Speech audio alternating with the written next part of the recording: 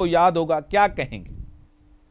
देखें, ये अगर मैं ये कहूं कि ये सिर्फ इक़्तिदार की खातिर हुकूमत साजी हो रही है तो गलत नहीं होगा, क्योंकि इनका शुरू से इरादा यही था कि वापस आके काबिज हो जाएं। हेलो हेलो सरदार साहब बात करें। जी, तो सिर्फ इक़्तिदार के मजे लूटने के लिए जो हुकूमत साजी हो रही है, मसाइल से जाहिर सी बात है, जो ट्रैक रिकॉर्ड है 16 महीने का, वो तो पाकिस्तान को दलदल में उन्होंने फंसा दिया। तो मैं नहीं समझता कि ये पाकिस्तान के गरीब आदमी के मसाइल हैं या मिडिल क्लास के मसाइल हैं, वो ये हल कर सकेंगे या इनकी कोई तवज्जो भी है उस तरफ। तो आपके सवाल के जवाब में मैं यही कहूँगा कि ये वक्त का ज़िया है इनकी हुकूमत साजी का। This time check is brought to you by शानदार ऐं कीमती इनाम, शर्तूं ऐं ज़ाब्ता लागू आहिनि।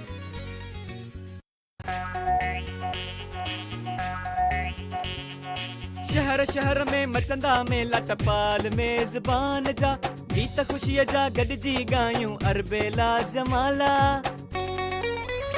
बहपन जूं बरसातियूं थींदियूं, पंहिंजनि सां मुलाक़ातियूं थींदियूं, टपाल मेज़बान सिंध जो मान आ,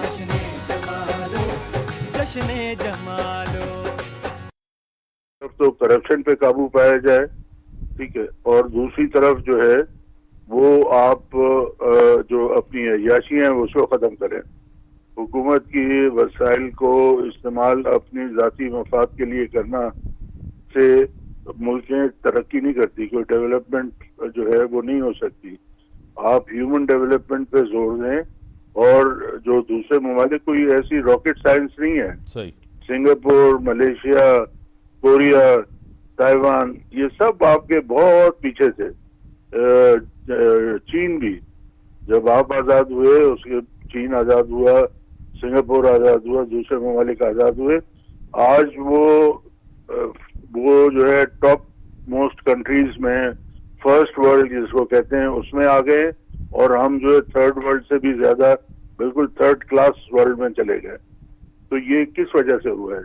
मुसलसल करप्शन वाली हुकूमतें जो कि सिर्फ करप्शन करती थी, कौम के वसाइल जो है उन्होंने ज़ाया किए, अपने ज़ाती मफाद के लिए इस्तेमाल किए, और कौम के इंफ्रास्ट्रक्चर यहाँ पर नहीं बनाया। तो मैन पावर डेवलपमेंट पे तवज्जो नहीं दी। तो लिहाजा ये सारी चीज़ें जो है वो पाकिस्तान जो है वो इन्हितात पजीर हुआ। सरदार साहब, आप काफ़ी सियासी लीडरशिप ने, मुख्तलिफ सियासी जमातों ने नेशनल डायलॉग की बात की है।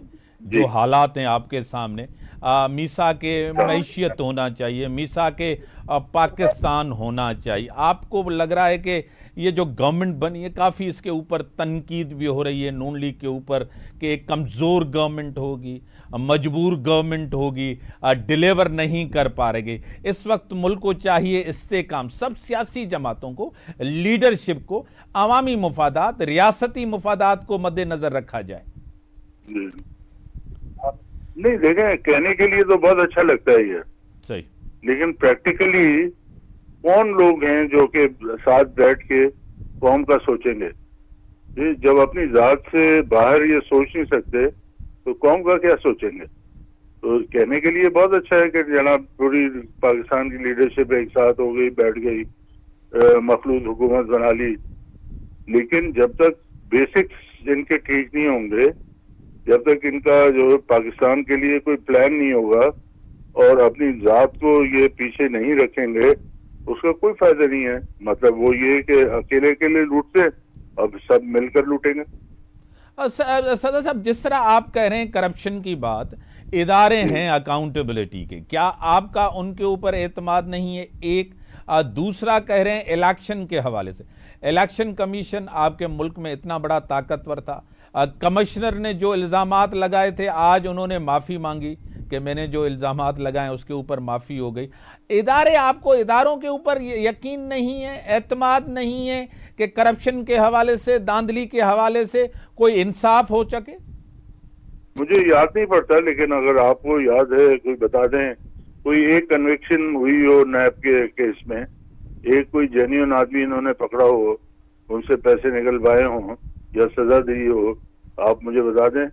तो ये जब से नैब बनी है तो ये तो सिर्फ पॉलिटिकल विक्टिमाइजेशन के लिए बनी है, और इससे कोई करप्शन न रुकी है न ये रोक सकते हैं, क्योंकि ये पॉलिटिकल अपॉइंटीज होते हैं और ये अपने अपने मफाद के लिए मेरे ख्याल नैब ने जितनी करप्शन की होगी, शायद इतनी करप्शन के इनके पास केसेस नहीं होंगे। और दूसरा ये जो आप कह रहे हैं कि इंफ्रास्ट्रक्चर नहीं है, तो जाहिर है कि जब ये सारी चीजें नहीं होंगी, जो इलेक्शन कमीशन की आपने बात की, तो इलेक्शन कमीशन का जो हाल 2024 के इलेक्शन कराए या 2018 के इलेक्शन कराए थे, ये टोटली फ्रॉड है। 2024 के तो शायद दुनिया में मिसाल नहीं मिलती होगी इस तरह के इलेक्शंस की, जितनी बेईमानी और फ्रॉड किया गया है। इसी तरीके से है, अगर मैं मंजर कशी करूं, जैसे कि घोड़े भागते ना रेस में, तो किसी का गरीब आदमी का घोड़ा जो है वो आगे निकल गया, तो उसको जो है वो इशारा कर दिया गया कि तुम आगे नहीं भाग सकते।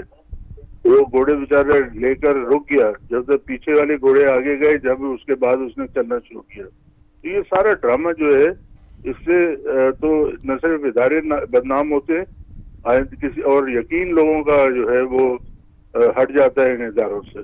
तो ये इदारे जो हैं वो बेकार हैं। जब तक इंडिपेंडेंट लोग, बावकार लोग नहीं आएंगे इन इदारों में, ये अहलकार होंगे उन कुव्वतों के जो कि सारी मैनिपुलेशन करते हैं कौमी इदारों में।